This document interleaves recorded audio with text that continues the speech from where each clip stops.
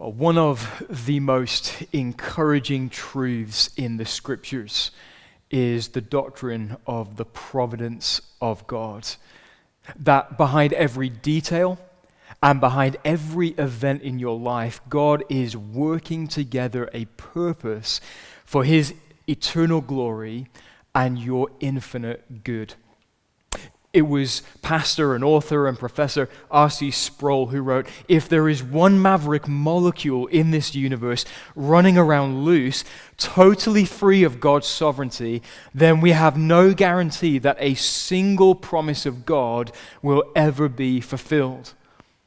But since every molecule in the universe is under the sovereign reign and rule of God, then we have as many reasons to rejoice as there are molecules in the universe, because God's sovereign plans are being accomplished." Very often God uses even things like suffering to bring about God's perfect purposes in our lives. You remember Joseph, after he'd been sold into slavery by his brothers, after he'd been falsely accused and then imprisoned and just left to rot in a prison cell. After one quirk of providence after the other, he becomes second in command in Egypt. And he has the Egyptians save food ahead of time, ahead of the coming famine. And when his brothers come to buy food, Joseph says to his brothers, "You meant evil against me, but God meant it for good, to bring it about that many people should be kept alive as they are today."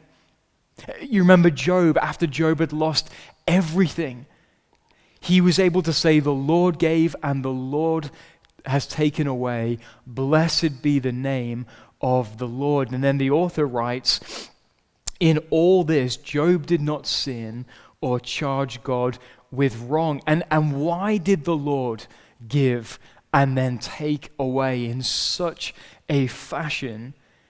Well, we have to read to the end of the book to find the answer, where Job says to God, "Before my ears had heard of you, but now my eyes see." You remember what David said in Psalm 119:67? "Before I was afflicted, I went astray, but now I keep your word." And you remember when the apostles prayed in Acts chapter 4, when they said, "For truly in this city, in Jerusalem, there were gathered together against your holy servant Jesus, whom you anointed, both Herod and Pontius Pilate, along with the Gentiles and the peoples of Israel, to do whatever your hand and plan had predestined to take place." And so through the actions of Herod and Pontius Pilate that God had predestined to take place, salvation was secured and made available to the ends of the earth. God very often uses suffering to bring about his plans of providence in our lives. And you remember how Peter, in 1 Peter, was writing to Christians who themselves were suffering. You remember they felt like exiles and strangers and sojourners and aliens in the world, as Peter wrote to them as they were scattered throughout Pontus and Galatia and Cappadocia and Asia and Bithynia. And so Peter wrote to give them a divine perspective, to remind them of all that they'd received in Christ, to remind them of all that they will receive in heaven, so as to say, keep sojourning, keep journeying, keep going towards the celestial city. Don't give up. And then, as we've seen Peter, he brings their gospel hope down onto the level and into the level of everyday life, so as to answer the question, what does it look like to live in light of the gospel in our everyday lives? And so he says, servants, be subject to your masters. He says, wives, be subject to your husbands. Husbands, live with your wives in an understanding way. And last week, we summed up Peter's point to his readers by saying, bless those who curse you. Why should they do that? Why should we do that? Well, number one, to obtain a blessing, but then also, number two, to maintain a witness. And as Peter continues with the theme of persecution in the Christian life, his point today is this: there is purpose in persecution. There is purpose in persecution. Now, before we get into our text, what I need to do is place a massive red, blinking and shining warning sign in front of your eyes, because tonight's passage really is one of the most confusing, controversial, and difficult passages in all of the Bible. Martin Luther, the great Protestant reformer, he lectured on entire books of the Bible. Luther was an expository genius. And this is what Martin Luther had to say about this passage that we'll be looking at this evening. He says, "A wonderful text is this, and a more obscure passage perhaps than any other in the New Testament, so that I do not know for a certainty just what Peter means. I cannot understand, and I cannot explain it, and there has been no one who has explained it." So I'm guessing this evening that if Martin Luther were to hear my sermon, he would give me an F and he would fail me. So before we get into it, can I ask you two things? Number one, think with me, and number two, stay with me. Think with me and stay with me. One of my favorite preachers, he likens understanding hard texts of the Bible to digging for diamonds. That if we take the easy road, if we take the path of least resistance, all we'll end up with is a fistful of leaves. But if we do the back-breaking and the brain-breaking work of exegesis, and we make our way through this passage, and we dig down, we're going to find diamonds. And so thinking with me and staying with me is worth it. So again, the point, there is purpose in persecution. What purpose? We're going to see two in our passage. The first is this: to confirm our future salvation. To confirm our future salvation. Look again back with me at verses 18 to 22. "For Christ also suffered once for sins, the righteous for the unrighteous, that he might bring us to God, being put to death in the flesh, but made alive in the Spirit, in which he went and proclaimed to the spirits in prison, because they formerly did not obey, when God's patience waited in the days of Noah, while the ark was being prepared, in which a few, that is 8 persons, were brought safely through the water. Baptism, which corresponds to this, now saves you, not as a removal of dirt from the body, but as an appeal to God for a good conscience through the resurrection of Jesus Christ, who has gone into heaven and is at the right hand of God, with angels, authorities, and powers having been subjected to him."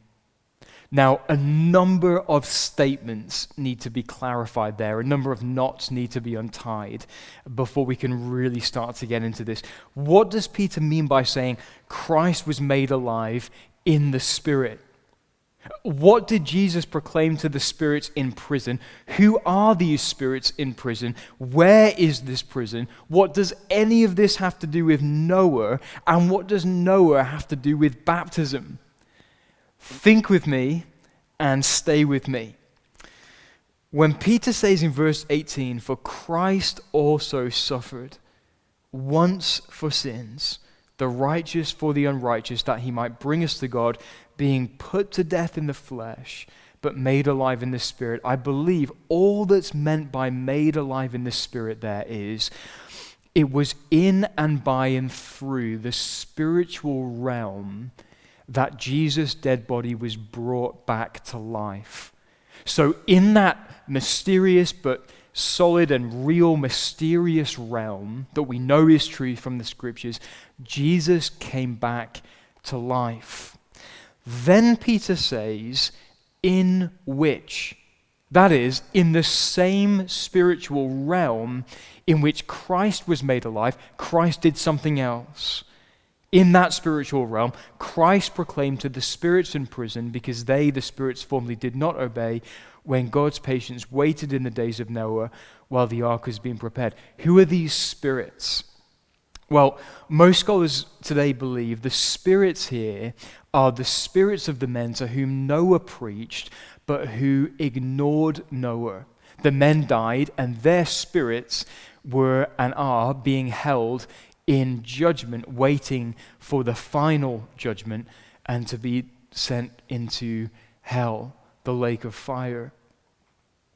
So in the same spiritual realm that Christ was raised from the dead, Christ also was preaching through the ministry of Noah. Years before the incarnation, all those years before Christ came into the world, in the same spiritual realm in which Jesus was raised to life, Jesus was also at work preaching through Noah this herald of righteousness. And yet those who heard mocked Noah and ultimately Christ and were judged.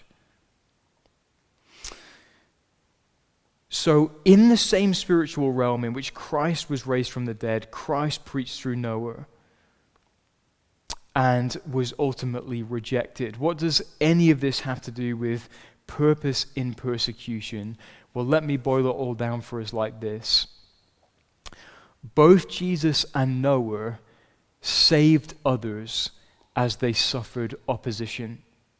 Jesus brought us to God and will bring us to God through the suffering at the hands of his enemies. Noah brought his family safely through the water, having suffered at the mockery of his enemies. Baptism is our appeal to God to say, I'm on the side of Jesus and Noah.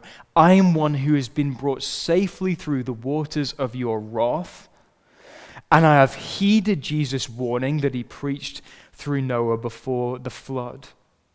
And therefore, just as Noah came out of the ark and lived with those he saved after he suffered, the 8 people, his family, and just as Jesus was exalted following his resurrection over angels and authorities and powers after he suffered, then we too will be finally brought safely to God in the end.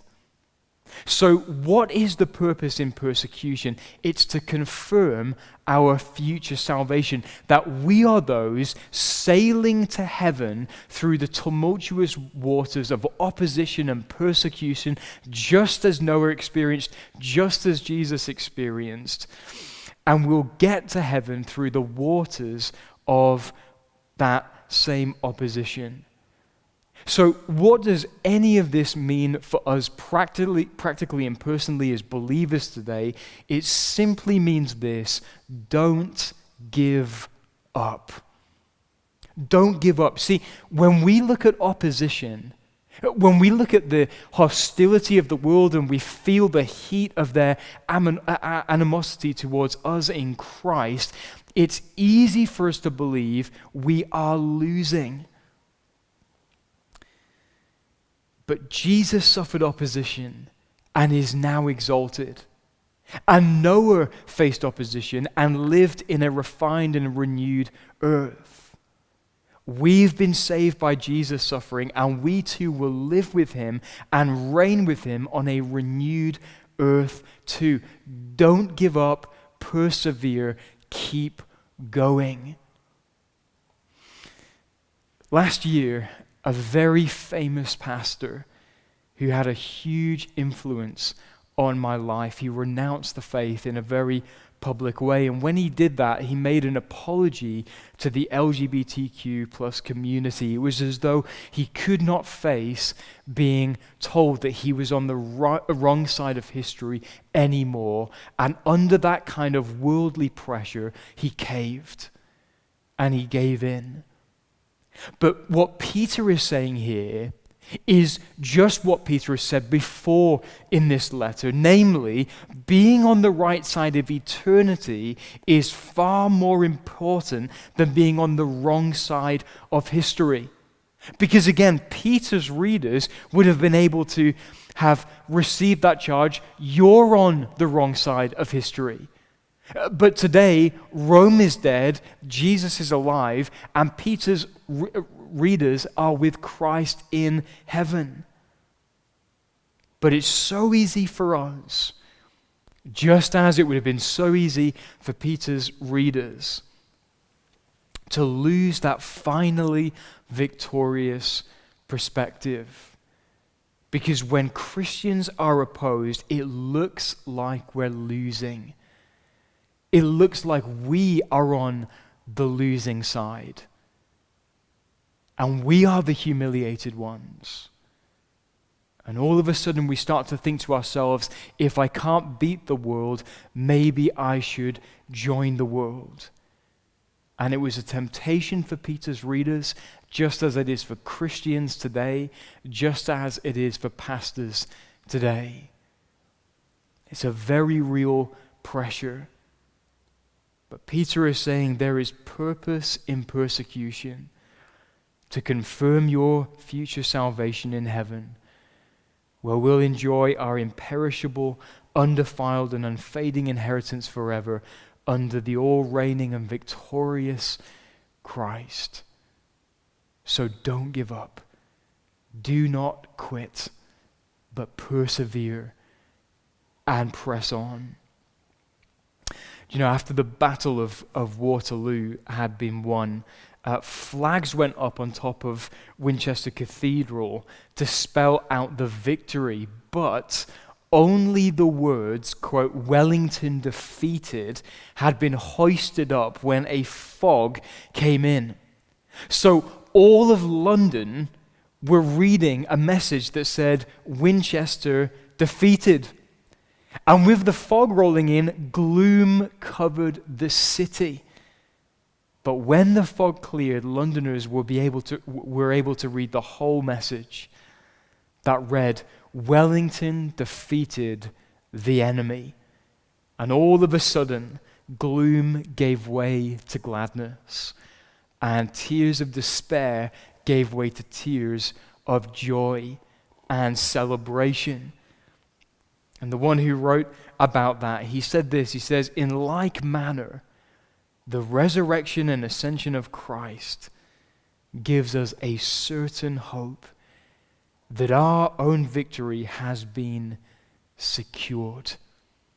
Has been secured. So friends, come what may in our world, come what may in 21st century Britain with all of the hostility that we hear so much about, Peter's saying, if my readers were encouraged not to give up, who were facing the threat of potentially even losing their lives, then you must not give up either. You mustn't quit. You mustn't cave. You must persevere. You remember what the Apostle Paul wrote in 2 Corinthians chapter 4, "For this light momentary affliction is preparing for us an eternal weight of glory beyond all comparison."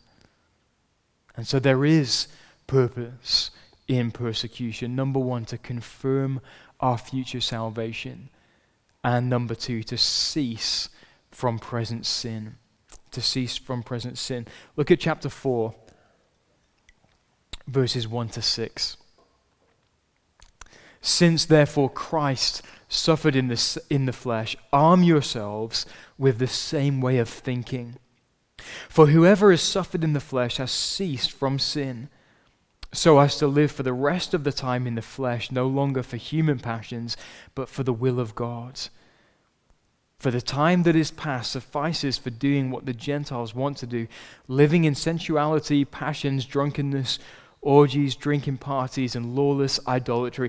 With respect to this, they are surprised when you do not join them in the same flood of debauchery, and they malign you. But they will give an account to him who is ready to judge the living and the dead. For this is why the gospel was preached even to those who are dead, that though judged in the flesh, the way people are, they might live in the spirit the way God does." What is the purpose in persecution? Well, first answer, to confirm our future salvation, but then second, to cease from present sin. To cease from present sin. And all that means is that those who are willing to suffer for Christ are those who have dealt a decisive blow against their sinful desires. Can I just say that one more time? Ceasing from sin in this context just means those who are willing to suffer for Christ are those who have dealt a decisive blow against their sinful desires. And what I want us to see here in these 6 verses of 1 Peter chapter 4 is 3 benefits or 3 results from ceasing from present sin on account of our persecution or opposition for the gospel. And the first is that it bolsters resolve. Just look again. For whoever has suffered in the flesh has ceased from sin, verse 2, so as to live for the rest of the time in the flesh, no longer for human passions, but for the will of God. See, the reality is no one with 1 foot in the kingdom and 1 foot in the world is prepared to lose an eye for Christ, a hand for Christ, or even their own lives for Christ. But one purpose that God has in persecution is that it makes us cease from present sin, which bolsters our resolve to live for Him, to arm ourselves with the same way of thinking, so as to live for the rest of the time in the flesh, no longer for human passions, but for the will of God. And this is why it is so counterintuitive to persecute Christians.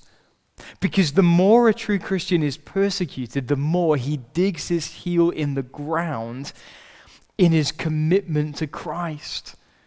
When fake Christians, when phony Christians are comfortable and are at ease in the world, then just like Demas, in love with this present world, they desert Christ and all those who love Him. But when the Apostle Pauls of this world suffer 40 lashes minus 1 or shipwreck or whatever else it is, they depend not on themselves, but on the God who raises the dead.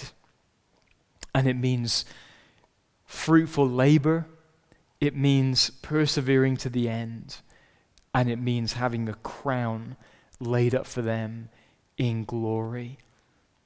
So ceasing from sin, it bolsters resolve, but then also ceasing from sin convicts unbelievers. Just go back to verses 3 and 4. Peter writes, the time that is past suffices for doing what the Gentiles want to do, living in sensuality, passions, drunkenness, orgies, drinking parties, and lawless idolatry. With respect to this, they are surprised when you do not join them in the same flood of debauchery, and they malign you. Why do they malign them? Because when Christians don't go along with their sinful actions, they condemn sinful actions and implicitly condemn the ones who love sinful actions. You remember when Joseph fled from Potiphar's wife? She had to get him jailed. It wasn't enough to kick him out of the house and fire him as a servant. No. He hadn't just humiliated her, he had shamed her. And the result was that she maligned him and lied about him and had him imprisoned in the end. And so ceasing from sin, it bolsters resolve, it convicts unbelievers, but it also mobilizes mission. It mobilizes mission. When unbelievers malign us for not joining in with them in their sin, Peter reminds us in verse 5 that, quote, they will give an account to him who is ready to judge the living and the dead. And then he says in verse 6, for this is why the gospel was preached even to those who are dead, that though judged in the flesh the way people are, they might live in the spirit the way God does. And all that means is that the people to whom we preach, the people to whom you share the gospel at Starbucks or in your staff room at school or whatever it is, those people will one day stand before God, so that even though judged in the flesh when they die, either they'll be judged for eternity or they'll be judged in the flesh like we are and then go on to live in heaven forever with Christ. And so if we are those who have ceased from sin, then let's be those who are also mobilized in mission in reaching those who right now have not ceased from sin. Because if we reach them with the gospel, and if we see the gospel save them, even though their body will be judged when they die, they will live in the Spirit the way God does in heaven forevermore. And that is surely all the motivation we could ever need for being mobilized on mission. The transformation of a person's eternity. The question is, will we be faithful in being mobilized on mission? Will we? Will we be those who are mobilized on mission for Christ? Can I just share this from my heart? I think that one danger in our circle of churches is that because we love solid, Christ-centered, gospel-soaked sermons, we can so often sometimes get used to hearing sermons that we forget to ask ourselves the question, what does this actually look like for me to live in light of tomorrow morning? At work, whether you're working from home now or whatever it is, whatever your opportunities for the gospel actually are. You see, for Peter's readers to live in light of 1 Peter, that meant more to them, more for them, than it does for us today. It means much less risk for us today as we're mobilized on mission. And so if Peter's hope and prayer and expectation was that they would be those mobilized on mission, how much more us when we don't live under Emperor Nero, and where for us chances are we're not looking at losing our lives anytime soon. One Christian author, he writes this, he writes, retreat or risk. That was the decision facing the Israelites on a crucial day at Kadesh Barnea. Standing on the brink of the promised land with the guarantee of God within their grasp, they ran from risk and chose retreat. Instead of staking their lives on the faithfulness of God, they recoiled in fear. The cost was great, and the Lord left an entire generation to waste away in a wilderness until they died.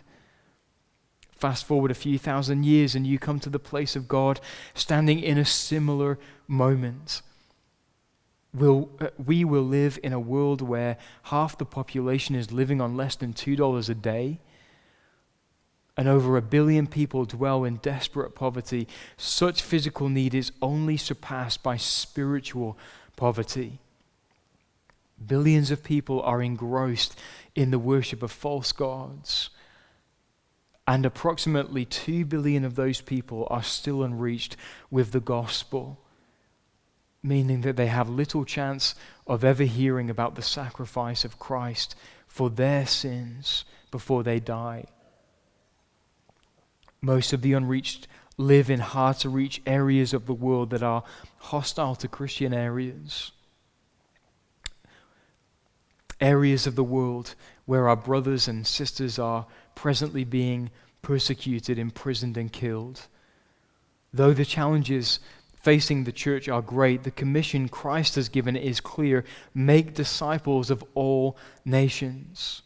Spend your life spreading the gospel of God for the glory of God to the ends of the earth.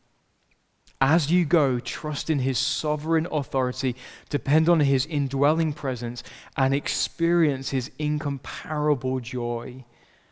As we stand at our Kadesh Barnea, we have a choice. We too can retreat into a wilderness of wasted opportunity.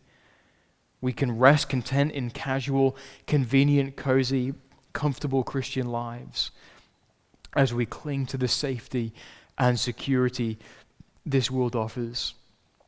We can coast through a cultural landscape marked by materialism, characterized by consumerism, and engulfed in individualism. We can assent to the spirit of this age and choose to spend our lives seeking worldly pleasures, acquiring worldly possessions, and pursuing all under the banner of cultural Christianity. Or we can decide that Jesus is worth more than this. We can recognize that he has created us, saved us, and called us for a much greater purpose than anything this world could ever offer us. Friends, can I just say, let's make sure that that is us. Not those who retreat, but those who risk for the sake of the gospel. Let's let the effect of ceasing from sin to have free reign in our lives, seeking to reach those who have not ceased from sin just yet, and who will one day stand before the judgment seat of a holy God. Friend, what will that look like for you this evening? What will that look for you tomorrow morning? What will that look for you? What would that look like for you for the rest of the year 2020? And so, friends, there is a purpose in persecution. Number one, to confirm our future salvation. And then number two, to cease from present sin. And may God bless the preaching of his word to you this day. Amen. Amen.